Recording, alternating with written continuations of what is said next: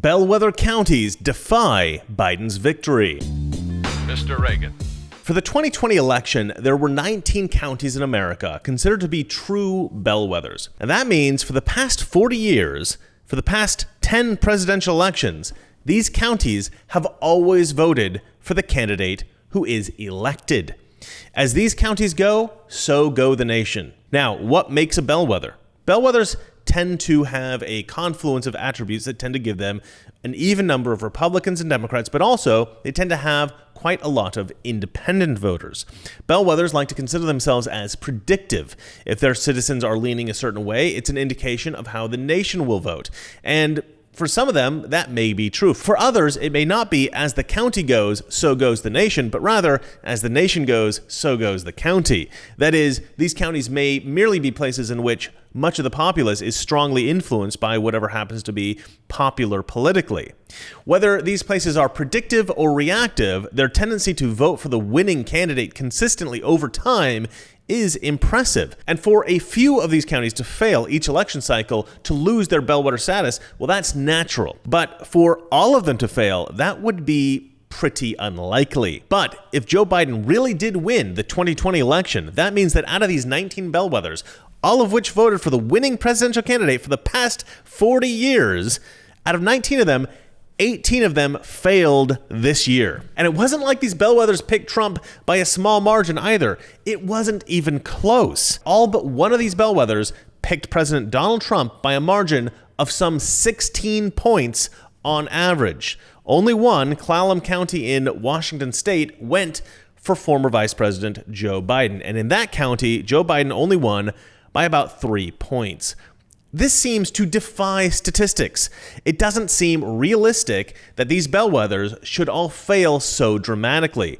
But there's an even more compelling group of bellwethers that defy Biden's so-called victory. And I'll get to that in one moment. First, I have to sell you something. Now, with so much uncertainty in the financial markets at the moment, you might be worried about what happens to your retirement plans. Well, Noble Gold has the answer. Start a qualifying gold IRA or 401k before the end of November, and Noble Gold is giving away an incredible solid 24-karat American Gold Eagle coin, and it's in a beautiful presentation box. With gold set to take off, there's never been a better time. It's like Black Friday all through November. So go to noblegoldinvestments.com and get this special coin offer, or call 877-646-5347. So there is another group of bellwethers that overwhelmingly chose Donald Trump over Joe Biden.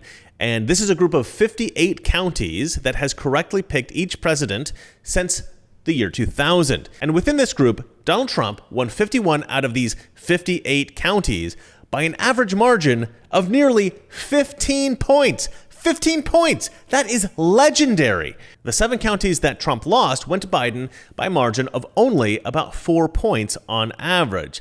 And these are all very compelling numbers. This is impressive stuff.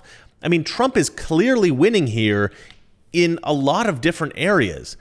Apparently, just not the very specific areas that he needed to win the election. Now, even before the election, there was some speculation that 2020 would be different, that some of these bellwethers would be wrong, and that prediction did pan out, as we see. But the reasoning behind these predictions was at least partially flawed. One reason that people gave for the potential inaccuracy of bellwethers was that the demographics of the country are changing. There are more Hispanics now, and Hispanics tend to vote Democrat. But here's the thing. Hispanics did not simply vote Democrat this year. They certainly didn't vote Democrat as much as the previous years. Donald Trump got 32% of the Hispanic vote this year overall, which may not seem that impressive, but he actually increased the number that he got from 2016 by 4%. That's a pretty big jump for a presidential candidate in 4 years.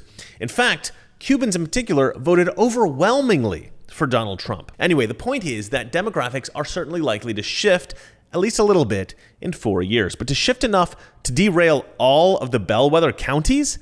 Certainly not. And to counterbalance that, Donald Trump got more of the black vote, more of the Hispanic vote, more of the gay vote. The demographics may have shifted a little bit, but everything else shifted toward Donald Trump. What I believe is that they all got it right, all except Clallam County. When we see all of these anomalies here, they're only wrong because the election was compromised. Everyone except Clallam County got it right. All the other counties can proudly hold on to their bellwether status because they all got it right. Again, this is just another bizarre anomaly this election cycle, which raises a red flag to indicate that the votes, the vote handling, the ballots, the vote counting machines, and everything else about this election needs to be investigated. I'm hearing fewer and fewer voices sounding the alarm, and maybe that's due to censorship, maybe it's due to fatigue, I don't know. But it's imperative that we get to the bottom of this and ensure that our elections are fair and accurate in order to preserve the integrity of our democracy. Well, that's it for me. And remember, it's not that our liberal friends are ignorant, it's just that they stole the election. Good night. We have so many people who can't see a fat man standing beside a thin one without coming to the conclusion the fat man got that way by taking advantage of the thin one. You know, someone very profoundly once said, many years ago, that if fascism ever comes to America, it'll come in the name of liberalism.